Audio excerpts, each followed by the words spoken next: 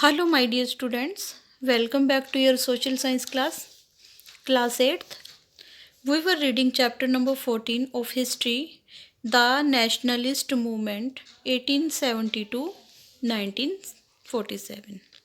In our previous three videos, we read about Indian national movement, formation of Indian National Congress, moderates and radicals, their demands, partition of Bengal, formation of Muslim League, Morley Minto reforms, Home Rule League, Lucknow Pact of 1916, arrival of Mahatma Gandhi on the Indian political scene, Rowlatt Act of 1919, Jallianwala Bagh massacre, the non-corporation movement, civil disobedience movement, Simon Commission, and Chori Chora. Today we will continue with our next topic, Quit India Movement 1942. You will comparative study of various reforms of government के द्वारा जो 1909, 1919 और 1935 में जो भी reforms की गई उनकी कंपैरेटिव स्टडी के बारे में आप अपने आप पढ़ोगे पेज नंबर 167 पे। और हम अब पढ़ रहे हैं page number 168, quit India movement 1942। Congress was banned, Congress को बैन कर दिया गया and the police and the army were brought out to suppress the movement. Police और आर्मी मूवमेंट को सप्रेस करने के लिए एक्टिव हो गए। But after the failure of Cripps mission it became obvious that British government would not grant freedom to India. परंतु यह clear हो गया था कि ब्रिटिश गवर्नमेंट है वो आसानी से इंडियंस को फ्रीडम नहीं देगी। Gandhi ji feared that Japan में attack the British possessions in India. Gandhi ji को डर था कि जापान इंडिया में रह रहे ब्रिटिशर्स के ऊपर अटैक ना कर दे। जिन एरियाज़ में ब्रिटिशर्स रह रहे थे इंडिया में, कहीं जापान के लोग उस एरिया पर अटैक ना कर दें, क्योंकि जापान और इंग्लैंड के बीच में युद्ध चल रहा था, वार चल रही थी। तो कहीं वो उस वार के लिए इंडिया में रह रहे ब्रिटिशर्स पर अटैक ना कर दे। Hence he wanted the British to leave India, इसलिए वो चाहते थे कि ब्रिटिशर्स हैं वो इंडिया को छोड़कर चले जाएं। Gandhi ji gave the final blow to the Britishers on August 8, 1942 by launching the Quit India Movement. Mahatma Gandhi ने क्विट इंडिया मूवमेंट लॉन्च करके ब्रिटिशर्स को इंडिया से बाहर जाने के लिए कह दिया, मतलब उन्होंने अपने आंदोलन को फाइनल ब्लो दिया 1942 में। It was civil disobedience movement in response to Gandhi ji's call for immediate independence. यह सिविल डिसओबीडियंस मूवमेंट था जिसमें महात्मा गांधी ने इंडिपेंडेंस के लिए आवाज़ उठाई थी। उन्होंने ब्रिटिशर्स को कहा था कि वो इमीडिएटली जल्दी से शीघ्रता से उन्हें आज़ादी प्रदान करें। विद इन 24 आवर्स, 24 घंटे के अंदर Gandhi ji and all prominent Congress leaders were arrested. Mahatma Gandhi और जितने भी कांग्रेस के इम्पोर्टेंट लीडर थे उन्हें अरेस्ट कर लिया गया। Gandhi जीज mantra do or die inspired thousand of people. Mahatma Gandhi का मंत्र था करो या मरो, डू और डाई। तो इससे इंडिया के हजारों लोग इंस्पायर हुए। द ब्रिटिशर्स वर इन्फ्रिएटेड, जो ब्रिटिशर्स थे वो डर गए, घबरा गए और बहुत क्रोध में उन्होंने पीपल्स के ऊपर अटैक करना शुरू कर दिया। The police and army based brutal terror on people. Police और आर्मी ने बहुत निर्दयता से पीपल्स के ऊपर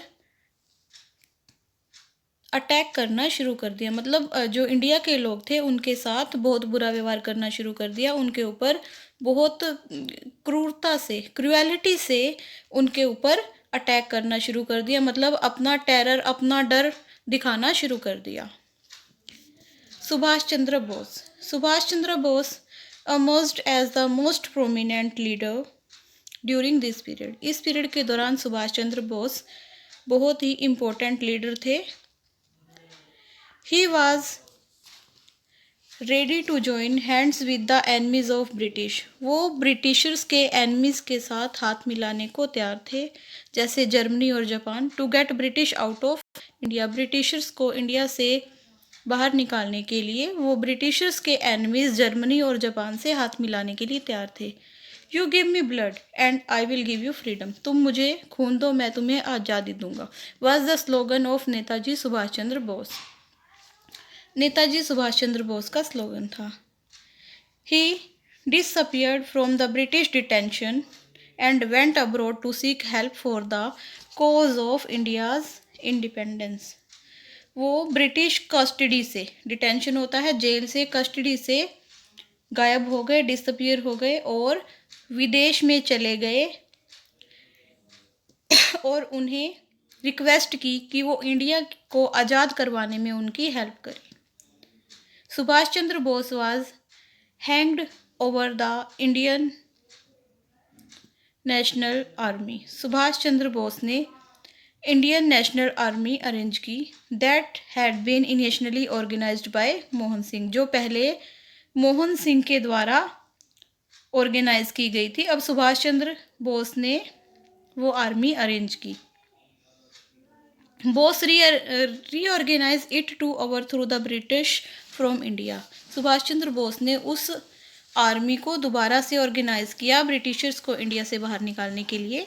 the officers of Indian National army hosted the tricolour but they were arrested and tried.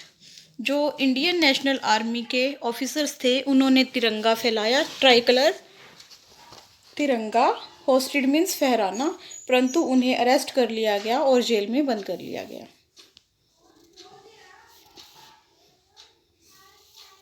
Towards independence. The Second World War came to an end in 1945. Second world war 1945 में ख़त्म हो गई. Prime minister Attlee of Labour Party came in power in Britain.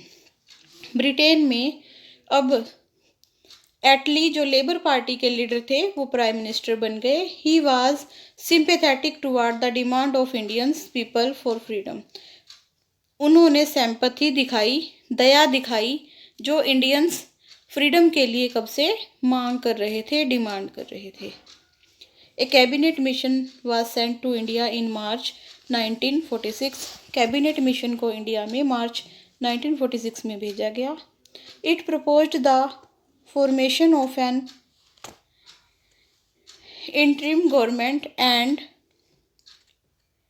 Constituent assembly. तो इस cabinet mission ने एक interim government बनाई, मतलब जिसमें इंडियंस को इंक्लूड किया, और एक कॉन्स्टिट्यूएंट असेंबली बनाई. Muslim League refuse to participate in the interim government. Muslims ने इस इंटरिम गवर्नमेंट में पार्टिसिपेट करने से मना कर दिया. They demanded A separate state for Muslims. उन्होंने मुस्लिम्स के लिए एक सेपरेट स्टेट की डिमांड की. That was Pakistan. तो उन्होंने पाकिस्तान नाम का की अलग कंट्री, अलग स्टेट बनाने की डिमांड की. Lord Mountbatten, then viceroy of India, presented a plan for the division of India into India and Pakistan. Lord Mountbatten जो इंडिया के वायसराय थे उस समय, उन्होंने प्लान प्रेजेंट किया, अपना प्लान दिखाया, जिसमें उन्होंने अपने प्लान में इंडिया और पाकिस्तान को डिवाइड किया था. तो इंडिया और पाकिस्तान की डिवीज़न का प्लान लॉर्ड माउंटबेटन, जो उस समय इंडिया के वायसराय थे, उनके द्वारा प्रेजेंट किया गया. Gandhi ji and other Indian leaders did not approve of this plan. Gandhi ji और जो दूसरे इंडियन लीडर्स थे उन्होंने इस प्लान को अप्रूव नहीं किया. But had no choice but to accept the partition. उनके पास कोई और चॉइस ही नहीं थी, तो उन्हें इस पार्टीशन को एक्सेप्ट करना पड़ा. Due to wide spread riots in different parts of the country. Country के अलग अलग पार्ट्स में हो रहे दंगों से बचने के लिए उन्होंने इस पार्टीशन को स्वीकार किया, एक्सेप्ट किया। You can see in map India before the creation of Pakistan. Pakistan की क्रिएशन से पहले इंडिया किस तरह था, और India after partition and independence in 1947। Partition के बाद जो इंडिया है वो किस तरह से दिखता है। In orange colour you can see India after partition, and in first picture in yellow color you can see India before partition, means before 1947.